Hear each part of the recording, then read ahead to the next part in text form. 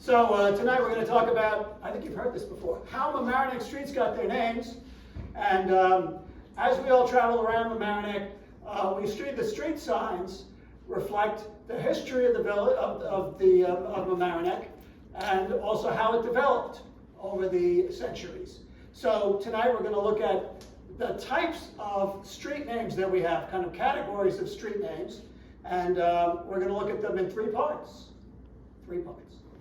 The first part, we'll look at the street names that from the earliest streets that show how we were connected to the greater world.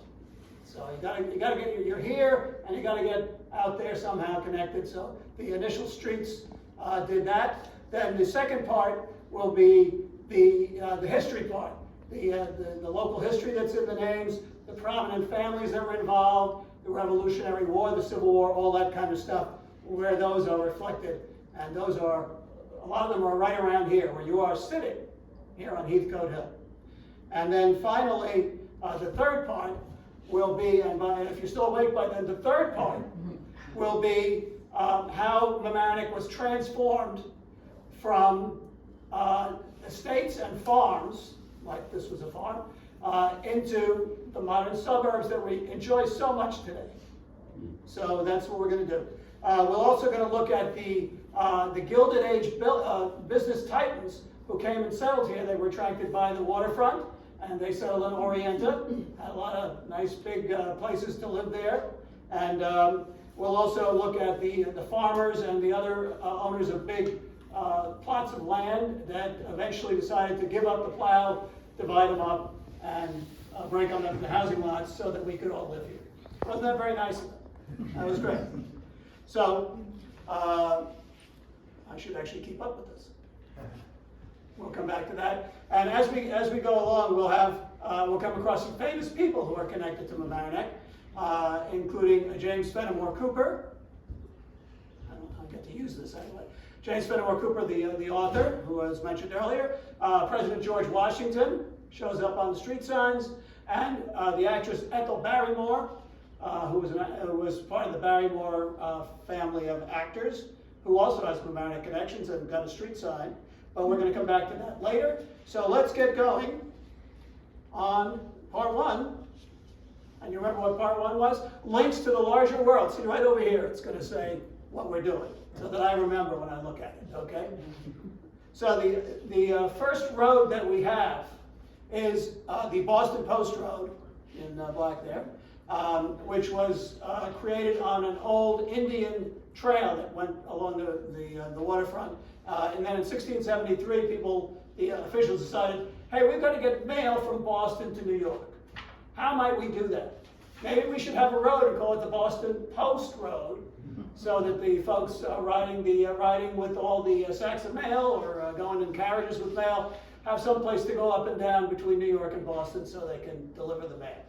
So that was the Boston Post Road, and that connects us to the larger world. And then we also have streets that connect us to other cities and other towns nearby. And Mamaroneck Avenue was originally called the Road to White Plains, because they were very direct about, where does the road go? Oh, the road goes to White Plains, take that road over there. So that was Mamaroneck Avenue, and that was around by 1797. Then we had Orienta Avenue. What is now Orienta Avenue was around early also. It was originally called Mamaroneck Avenue, strangely enough. It would be very confusing, except that Mamaroneck Avenue was called the Road to White Plains, so no confusion. So there's a road that takes you from an outskirts of town into the main part of town, so connecting away. And then we also had, there they all are, we also had later on Harrison Avenue, another place that takes us to another town nearby.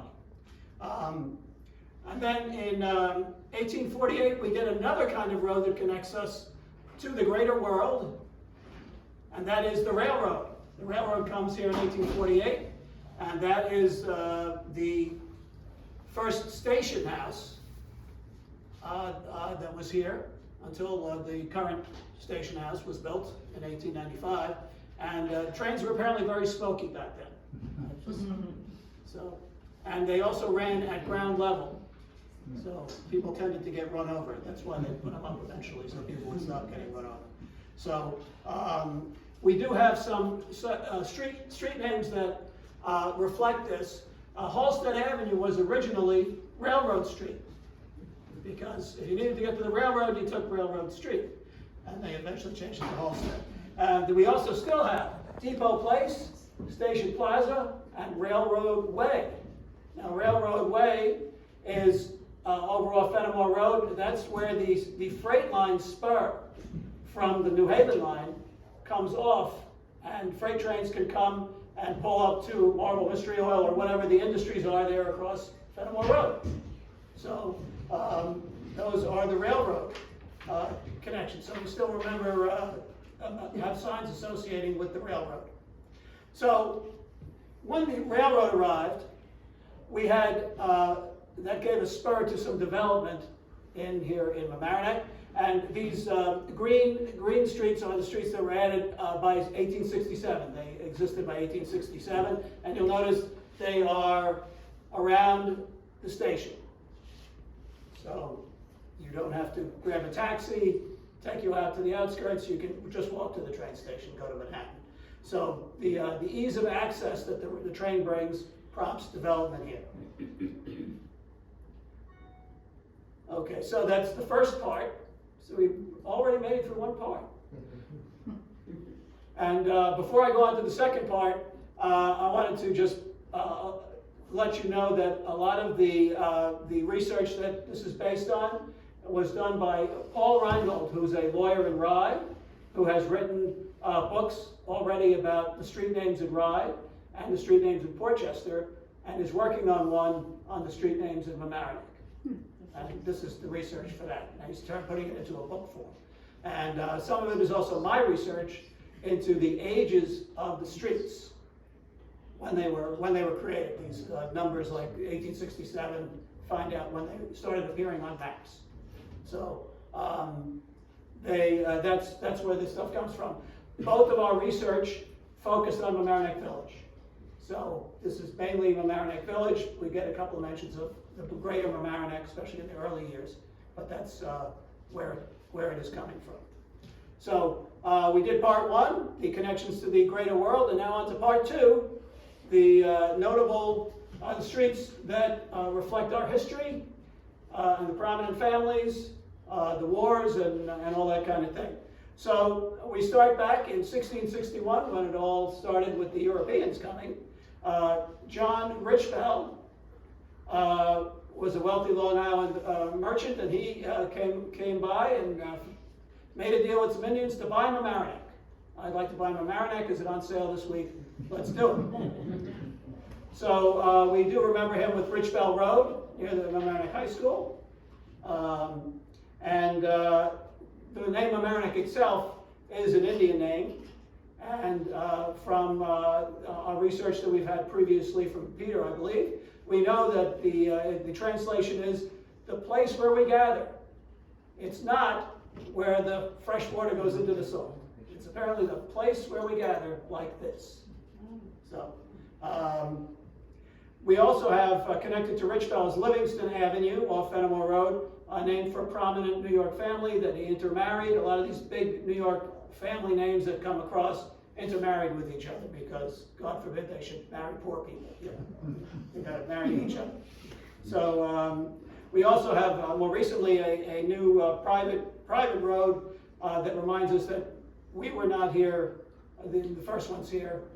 Indian Cove Road, private road down off Rushmore Avenue in Orienta, reminds us that the Indians were here long before we were.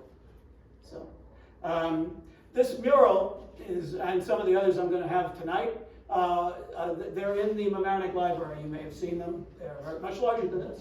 They're in the Mamaroneck Library, and Richbell also posted this on Twitter right after they made the deal. posted the thing. So now we move on to the families that made the biggest mark on our streets. And we're in the area that they were operating in. The Heathcotes and the Delanceys. We are here on Heathcote Hill, which was the site, as you probably all know, of a Revolutionary War skirmish in 1776. And that's all I'll say about that, because it was so confusing that we don't know who won. Everybody claimed they won and whatever. But anyway, that happened here on Heathcote Hill. If we were in 1776, we would be ducking rifle shot. But this area, all of Mamaroneck, was once part of the Manor of Scarsdale. Yes, the Manor of Scarsdale, from Caleb Heathcote. And Heathcote, let's go to Caleb Heathcote. There he is. Oh, he's flurry. He lived from 1665 to 1721, and he purchased Mamaroneck in 1697 from Anne Richbell, who was the widow of John Richbell. You'll remember the wealthy guy who came from Long Island and bought Mamaroneck. So now Caleb Heathcote owns Mamaroneck, almost all of it. And Caleb was also a busy guy. He was also mayor of New York City. And here he is getting sworn in. This is from his Instagram post, I believe, in 1711. And he served for mayor, as mayor from 1711 to 1713. So the Heathcotes and Delanceys intermarried, and they're responsible for a lot of the street names right around us. Caleb Heathcote, the Scarsdale, the Manor of Scarsdale's main house was like probably within view of this place here, it burned down a few years before the Civil War. Revolutionary. The Revolutionary War. Sorry, one of those wars. Oh, that's right. 17. Yes, that's right. Sorry. Well, it's good we have people look right.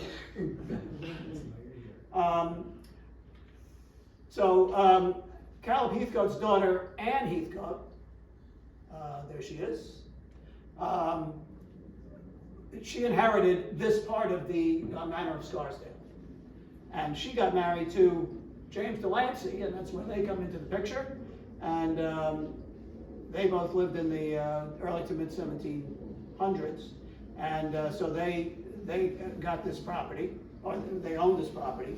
And then John Peter Delancey succeeded them. He was their son. And so he got the property. He's the one who built that house there, the Delancey Mansion, which once stood apparently right at the edge of the land of the yard, right out here. Nice view down onto the harbor and the whole deal. So this is a very historic area. He had the house built in 1792 by slaves. So the home was up here on top of the hill. And was later moved downhill. They moved it downhill. They apparently moved buildings around here all the time in the past. I don't know, just what the heck. So it's down on the Post Road, and it is now the what's the name of it?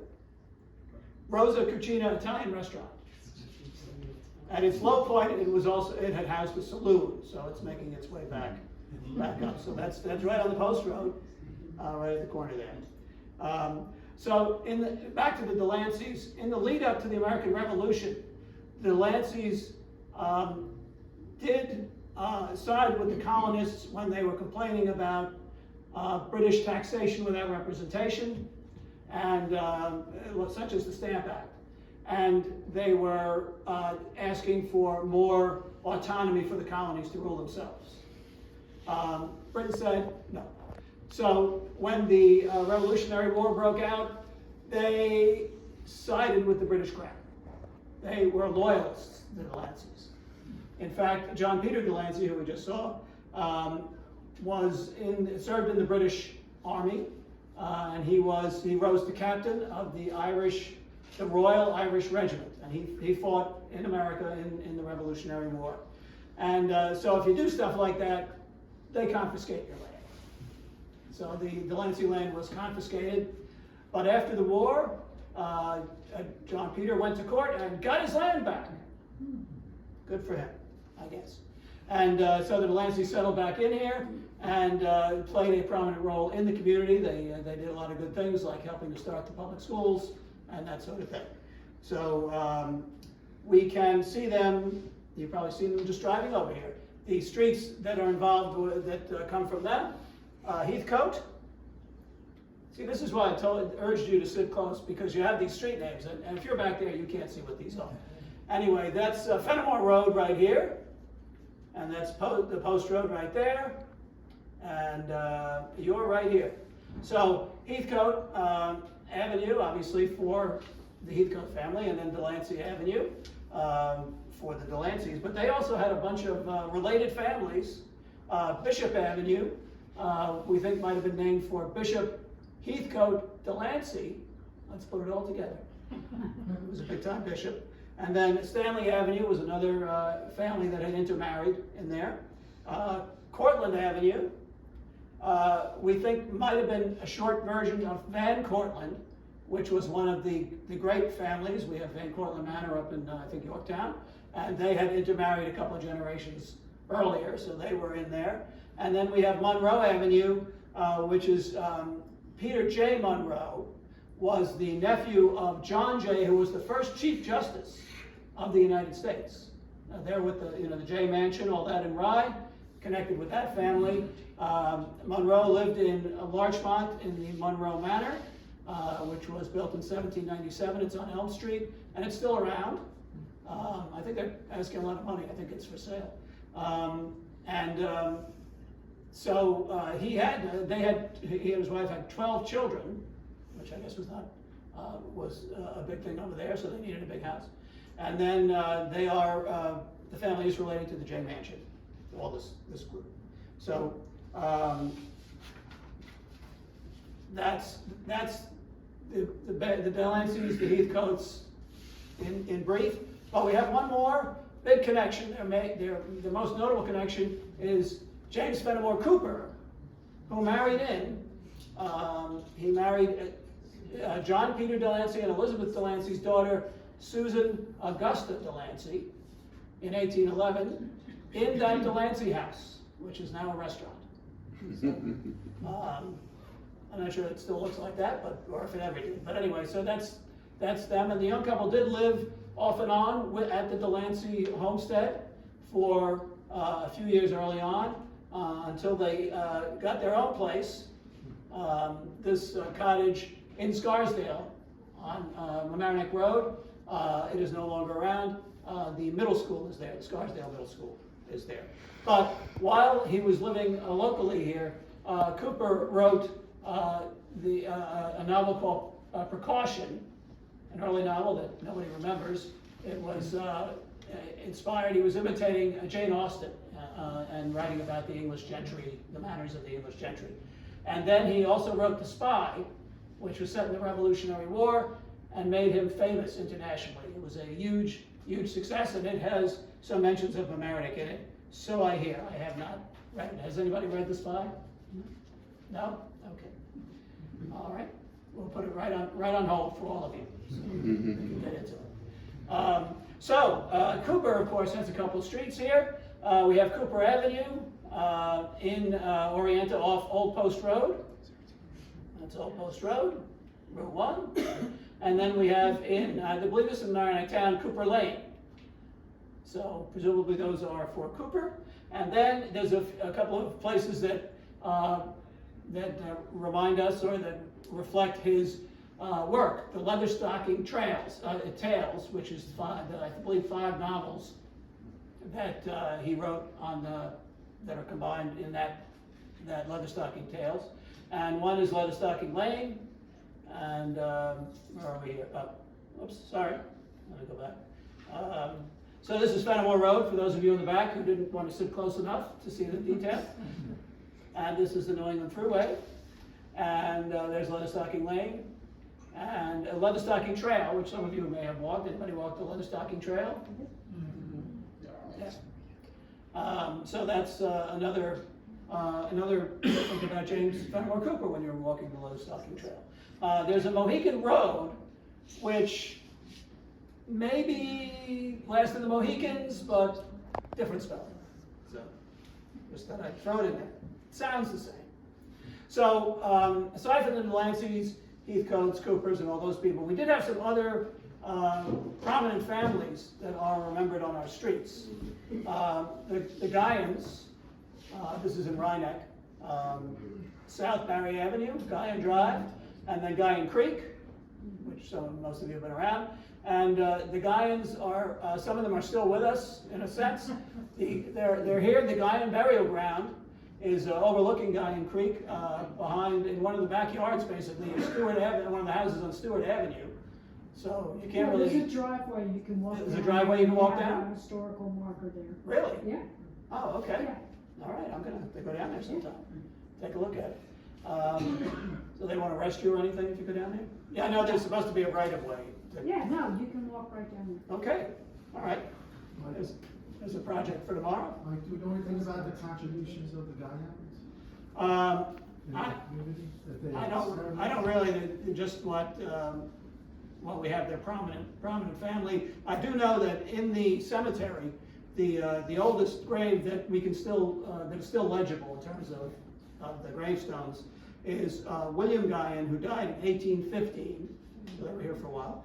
And then the most recent one that we can read is Catherine Deal Guyan, that's D-E-A-L-L, and she died in 1890, and she was 80 years old. And the Find a Grave site lists 14 burials that they know about there. There may be more. It looks like there's more than that in that. Oh, this is an old picture that I got. So, so that's the Guyans. Yeah, that would be good to do some more research on who they were. So. One of those big houses off of South Barry was that a Guyan house? I don't know. I'm sure. That might well. Anybody else know? Anybody? There's, the big house also has another cemetery behind that one too. So there's two cemeteries that are very, very old, or that you're speaking of. Yeah, so actually that's what I was speaking of, you can walk to. The other one, to get to this other one, you actually have to walk along the wall, which is public space, Okay. and then you can get to the other. Oh, to this one. Yeah. Also, Oh, yeah, that's right. There is another cemetery, but I'm not sure there's anything of it left. Yeah, I don't think there's anything left. that cemetery right there, there's actually tracks for when they would, I guess, it was the wheels would, for the car would go over. It's almost like an old driveway that goes through bushes. Yeah. And so it's actually access that people can have to go visit this site. Okay. But they put bushes there, kind of like to block it. But you're able to go through That that. would be good. All right, on to another family and a name that you'll all be familiar with, Palmer Avenue. As I'm sure we've been all about Palmer Avenue. So Samuel Palmer was the progenitor of a large and wealthy Palmer family in the area. He was a Quaker farmer who in between 1700 and 1705 got together with John Richbell and said, why don't you sell me about 600 acres in, say, Larchmont? So he bought what is Larchmont. Samuel Palmer did. Palmer became Mamaroneck's first town supervisor, and his holdings, the 600 acres, eventually passed along to his three sons, and eventually to the folks who live in Larchmont now, I guess. So that's the Palmers. And, oops, I'm sorry. I have also the Carpenter Place, and that's a family name in Mamaroneck. And Fulton Road, just speculating that maybe it was after Robert Fulton, the steamboat engineer guy from England, or is he from here? The street was originally called Florence Street before this. So I'm just making up that stuff about Fulton Road. I don't have any research at all on that. Just pure speculation. Good story. It's a good story, right? He did not live here. Okay, we have some more old family names.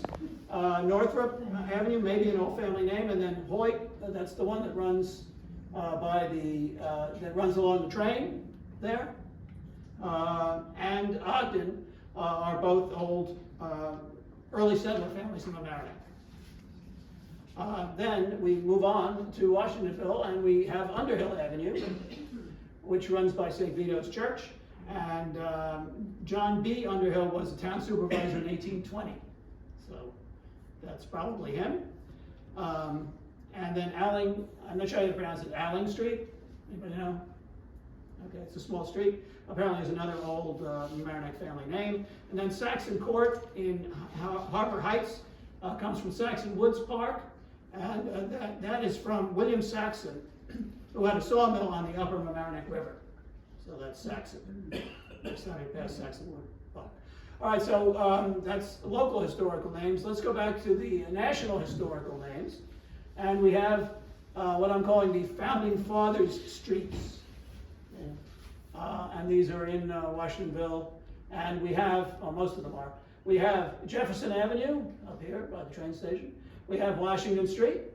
We have Madison Street. And we have Center Avenue, which used to be Clay Street, probably for Henry Clay, who was a congressman, a senator, and secretary of state in the early to mid 1800s. And then we have Waverly, which was Franklin Street, probably Benjamin. Don't know what happened, why they changed those, but we do now have Franklin again. We have Franklin Avenue off West Street. So that's Franklin. So those are the, we have a lot of streets as we go around that we think about history, families, prominent families, and that sort of thing going on. So let's move on to part 3. We have, part 3 is about the transformation from farms and estates to suburbs, to housing lots and all that kind of thing. And that happened generally between the 1880s and through the 1920s. So let's take a look at where things were in 1881. You remember that in 1867 we had a lot of streets near the train station, and in 1881 we have still a lot of streets near the train station, except we've also filled in Orienta down here, the streets down there. So then we go to the right-hand side here. In 1910, these new streets in red fill in. We have Rheingold filling in. We have Heathcote Hill streets filling in, the ones where we are right now. We have Harbor Heights and Washingtonville are starting to fill in. And by 1910, and then by 1929, we have additions there that I circled. We have Shore Acres. The streets start to fill in Shore Acres. We have more streets in Washingtonville, and we have more streets in Harbor Heights, and some more streets down here. So, let's see. So this came about. How did all this transformation happen? It happened through things like this: subdivision plans, like this one for Heathcote Hill in 1900. Basically they started to cut up the streets, the farms, the estates, the big parcels started to get cut up into these home lots through plans like this that were filed. We also have, this is the plan for, one of the plans for part of Orienta. This is land owned by Thomas Rushmore. Yes, Thomas LeGrand Rushmore, and Rushmore is the big force behind the development of Orienta. He lived from 1822 to 1904. He bought much of Orienta from the Delancey family. You remember they owned basically everything. And he moved to Orienta in 1856. And then once Mamaroneck incorporated his village in 1895, he was its first president. That was the word for mayor back then. So he was the first mayor of Mamaroneck. So he was really instrumental in getting going on Orienta, especially after he died, because they auctioned off a lot of his property to be developed. And so he wasn't around to see it, but I guess he did all right. So this is an auction notice from 1904, and it is promising some of the highest class residence property in Westchester County, Long Island Sound shorefront mansions, and villa sites. So 1904, you could go in, and we probably don't want to know what. Just for point of information, that Waltonwood Park, Mm-hmm. Wingfoot. Oh, it's Wingfoot? Okay. Oh. Yeah, he owns some other stuff too. Okay, that's good. All right. So, when do we see him? We see him now on Rushmore Avenue, the street signs on Rushmore Avenue in Orienta. So that's who Rushmore is. Big dude down there. Other streets in Orienta are named for some of the Gilded Age bigwigs who came and settled here, bought houses for summers or for weekends or permanently on our beautiful picturesque waterfront, and it certainly is. So they, as a result, they get their names on some of the streets as you drive around Orienta, and one of them is George Meaney, New York City banker and philanthropist who died in 1893, and he's got Meaney Avenue. Just a lot of these guys were very tight with each other, so you get some strange things like one of the daughters of Thomas Rushmore was Lily Meaney Rushmore. So I'm not sure what exactly the connection was there, if they just like was some friendship thing or whatever. So that's Meaney. And then we have Stiles Avenue for William Stiles, who was he lived from 1826 to 1904, and he worked in cloth importing, and he was a partner in Halstead and Stiles in New York City. He lived from 1826 to 1904, and he, in what was probably a very good career, it turned out to be a good career move. When he was 25, he married the daughter of the firm's senior partner. So there he goes. So locally, he was also active in the Methodist Church, and teamed up with some of the folks, his fellow Titans up here, to start a newspaper for the Methodist church members, whatever. And among the people he was working with were Meaney and Rushmore. So, and the middle name of Stiles' son Thomas Rushmore. So what's going on up there in Orienta, I do not know. There's a lot of names being mixed in, and I'm not sure what's going on. So these are where the streets are in Orienta. So we have Rushmore Avenue. This is Orienta Avenue here. So do it. And then we have Meaney here crossing and Stiles here crossing. And then in red is Claflin Avenue. And Claflin probably is for John Claflin, who was also another wealthy New York City merchant, and he was around from 1850 to 1938. And one more, Grecian Point Road, and I'm not sure how to pronounce it, Grecian or Grecian? Grecian. And Grecian Point are named for the man who reportedly gave Orienta its name. That was John Grecian.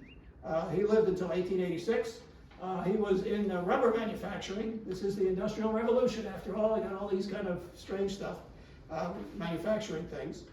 And he did have a mansion on Grecian Point, and liked to see the sunrise from there. He enjoyed the view of the sunrise in the east, so he called it Orient. He called his house Orient. And then eventually he added an A to it, and over the years it became the name for the whole area, Orienta. So the Orienta Avenue appears on the maps by about 1910. So before that it was Union Avenue, which is kind of a Civil War reference if you want to do that. Another big Gilded Age figure is Henry Morrison Flagler Drive, which is a private road out there. Even now, it's still private. Yeah. There it is, Flagler Drive, Edgewater Point. See, it has a different kind of street sign because you're not allowed in. Unless anybody lives down there, in which case we'll knock you. No, okay. So he was a partner of John D. Rockefeller in Standard Oil, so he made a little bit of money there. And then he took it on himself to basically develop Florida as a tourist destination.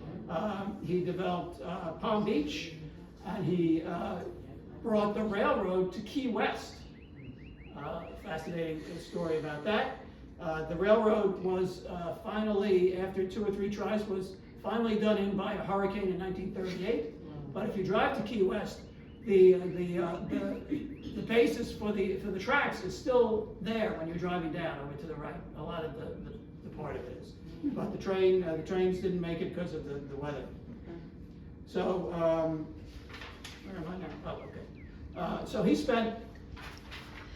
in Mamaroneck, he spent summers here at in this 40-room mansion on the water. That's Florida. That's the end of Florida. The caption. St. Augustine's. St. Augustine. Right. Picture. So maybe that's where it's. No, that's where I got it. That's where That's where I got it. It's actually the house in Mamaroneck. I was at the museum and took this picture. So he was there from 1882 until he died in 1913, spending the summers. And the mansion was named Satan's Toe.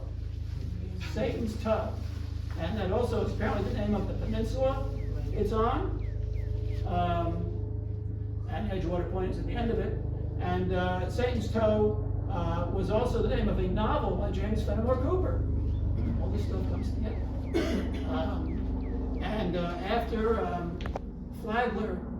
After Flagler left, after he died, his estate, I think about 35 acres or so, along with the house, the main house, was taken over by, it became a movie studio. You might be familiar with this.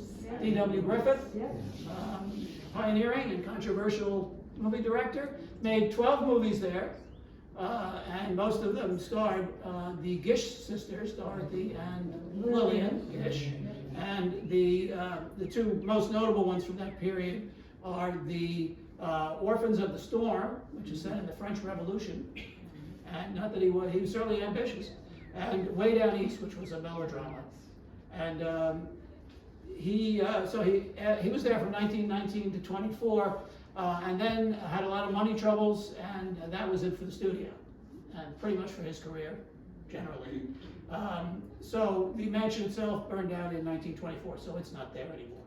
So next door to Flagler Drive is Constable Drive, and how many of you remember the Arnold Constable stores? Okay, well that is connected to them. That was my house when I was growing up on Constable. Constable Drive, oh, okay. Yeah, the gates that went into our driveway were the gates from the estate. Wow, okay. So, Amy Henrietta Constable Weatherby was the granddaughter of Aaron Arnold and the daughter of James Mansell Constable, the two guys who created Arnold Constable, which also had the store in New Rochelle until the 70s, I believe, when they went down the tubes. Amy and her husband and the family lived from 1890 to 1945. They lived on a 26-acre estate that was called Waits Court on Orienta Avenue, and the gate is still there because I saw that the other week. It's today the 31-room, 3-story mansion is part of the campus of Westchester Day School and Westchester Hebrew High School. So, I do have a picture. There it is. The old postcard of Waits Court. Beautiful building. So, pretty nice building. These street names in Orienta come from, call up the names, the era of the Gilded Age, the robber barons, all that kind of thing, who came to idyllic Mamaroneck for a little break from the hustle and bustle of business in New York City. So, Rheingold and Shore Acres have signs and streets that more directly reflect the farm to suburb transformation rather than the estate to suburb transformation. And this is a part of the 1851 map for a proposed development of a thing called Mamaroneck Village. And that is aiming at dividing up the farms of two guys who have streets, George Barry and Noah Tompkins. There's the whole proposed development, which you can't read because it's all blurry. But basically Tompkins Avenue and Barry Avenue and Tompkins kind of are the borders of where the farm used to be in here. So Let's see, so there's the first street in the plan became Barry Avenue on the Post Road. It's called the Post Road in 1851 there. Is the future Tompkins Avenue. You'll notice that we do have the Boston Turnpike, which is the actual Boston Post Road now, was there. Around 1800, they widened the old Post Road to 4 lanes and gave it its current route, because it had taken some turns and weird stuff. So who are Barry and Tompkins?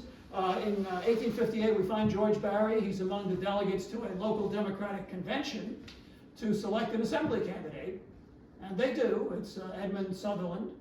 But he goes on to lose to a guy named James C., S-E-E, who ran on a combination ticket of the Fusion Party of the Whigs, this does go back, and the Temperance Movement.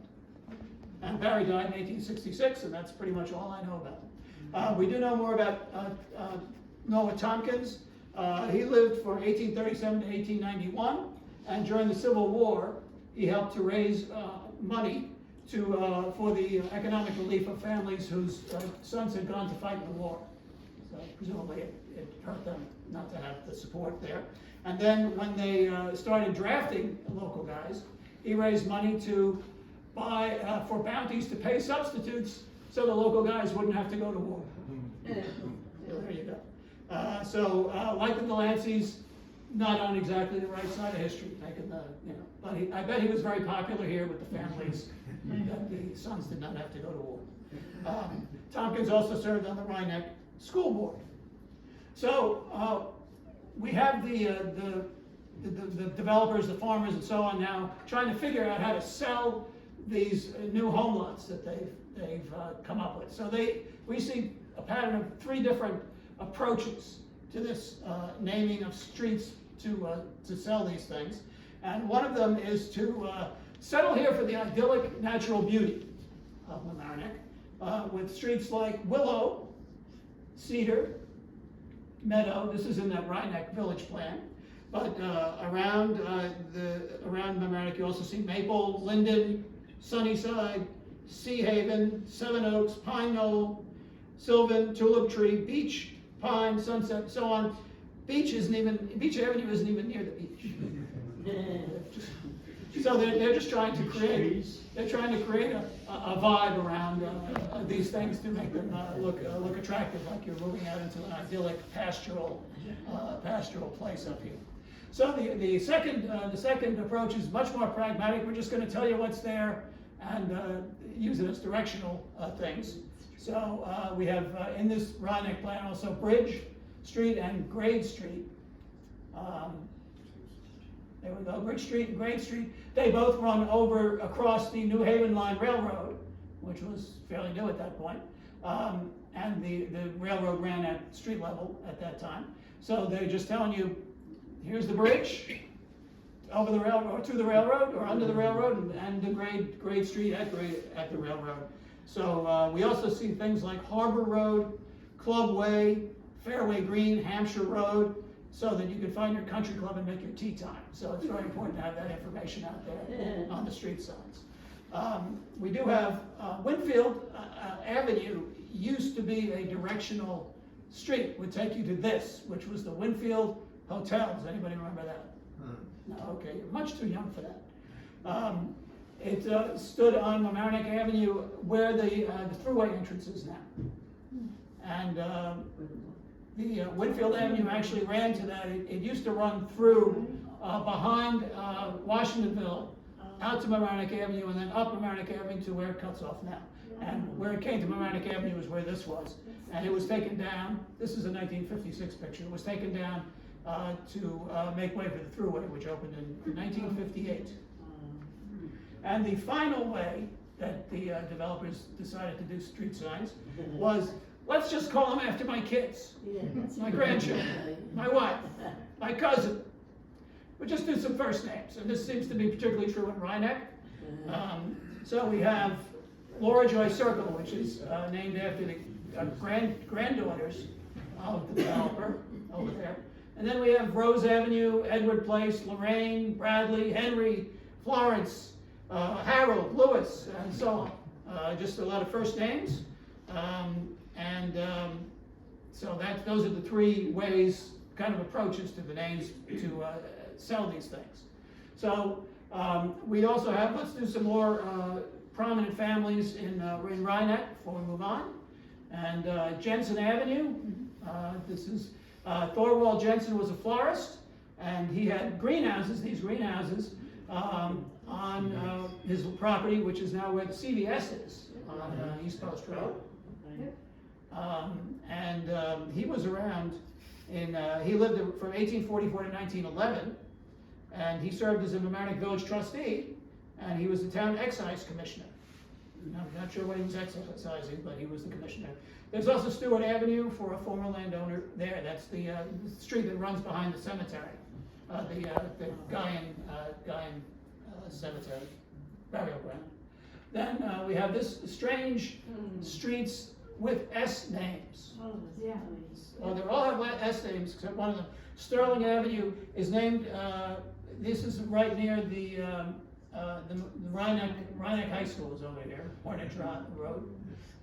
So this is John Sterling, was the founding partner of Sherman and Sterling, a law firm, and it was started in 1873. And Jay Gould, Robert Baron Jay Gould, was its first client. And Jay apparently had a lot of cases pending, so needed to get some lawyers going. Sterling was also involved in the creation of the Osborne home in Rye. So the firm is still around, and it has 850 lawyers now. And Sterling, yep. Question? Right, and it used to be called Osborne Avenue, and that area used to be called the Sterling Estates. That's on one of my maps. And I lived on Osborne my whole life, and I see you have it spelled right. But did you know that the village of Mamaroneck changed the spelling? I have the original sign. They put it with an E. With an E, I saw that the other day. Yeah, so I asked, the village happened to be there, and they said, oh no, it's an E. It's an E? Now, it's an interesting thought. I did see on a very old map down around South Barry, in the Van Amridge Mill, there was an Osborne, I think, mill, and it had an E. And when I asked about it to our president, he said sometimes the maps were wrong. And I wonder if someone in the village of Mamaroneck said, oh, well, it's gotta be an E. But the town of Rye still has us, and we pay to the town of Rye, and the village of Mamaroneck has the no E on the end. And I couldn't convince them. And the Osborne home has no E. Of course, Miriam Osborne lived down. And there was apparently a George Osborne estate where the Mamaroneck Beach and Yacht Club was, and I don't yeah, think he has an E his either. wife's Miriam, and that's who they named the Osborne home for. So, Anyway, mystery. I want to change. Okay. John Sterling lived from 1844 to 1918, and Jay Gould must have been profitable for him because he left an estate of $20 million in 1918. Wow. That's a lot of money. Yeah. And Yale was happy about it because he gave $15 million to them. That was his alma mater. But also, he acquired thousands of acres around Westchester, including this Sterling Estate, which on the old maps is Sterling Estate, all around here. And this is the Post Road, and again, this is Rheingold. So that's where this is. So the streets were created in the 1920s when they developed this after he died. And the streets, all but one of them, the Osborne, all begin with S. Sherman, Stony Brook, Short, Sunnyside, Sterling, and Shelbourne. I don't know why. I was trying to find out maybe this there were partners in the firm or some family. I didn't come up with anything. It's a mystery. It's a mystery, but the S streets there. All right, so let's go now to Shore Acres. And we have Taylor's Lane, and right here we have two Taylors. Both of them named Alexander, father and son, and they lived on Taylor's Lane, one right next to each other. Alexander Taylor Sr., who was around 1821 to 1896, was a banker, businessman, and member of the New York Stock Exchange.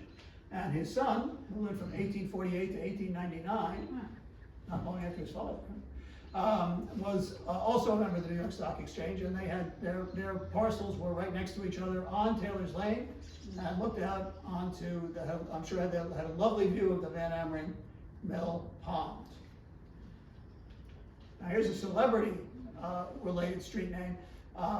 This is Alder Road, is reportedly named in honor of the then famous Metropolitan Opera soprano Frances Alder. She lived from 1879 to 1952. There she is in 1923 with Benjaminino Gigli, who I guess was another singer. I forget if he was a tenor. I think he might have been a tenor. At the Met, doing Martha. I don't know if that one is done anymore. Martha, who wrote that? Anyway, she supposedly visited the area, possibly at this Charles Osborne estate that we were talking about at now the Mamaroneck Beach and Yacht Club. So, but all the evidence is Alder Road was created sometime between 1911 and 1929, which was the height of her fame. That's when she was very active and famous. Now we do have a real local celebrity, Ethel Barrymore, from Barrymore Lane, the Barrymore family of actors. She lived in Mamaroneck from about 1910 until she died in 1959. She lived on Taylor's Lane because they didn't make Barrymore Lane until the late 1950s. So I guess an honor for her. And she was the great aunt of Drew Barrymore, so the Barrymores are still going. So we can learn a lot just driving around here and paying attention to the streets. We have the streets that connect us to the larger world. We have the streets that reflect the history, the Revolutionary War, the Delanceys, everybody. And Heathcote Hill, right here, particularly the center of the historical part. We have the Founding Fathers streets over there. And then we have finally the transformation from the farms and estates with the natural beauty that drew the Gilded Age titans here, and then the farmers who decided to give up their plows and slice up their stuff and sell it to us, sell us the house lots. So that is our presentation, and you thought it would never end, didn't you? I did end. I just ended it.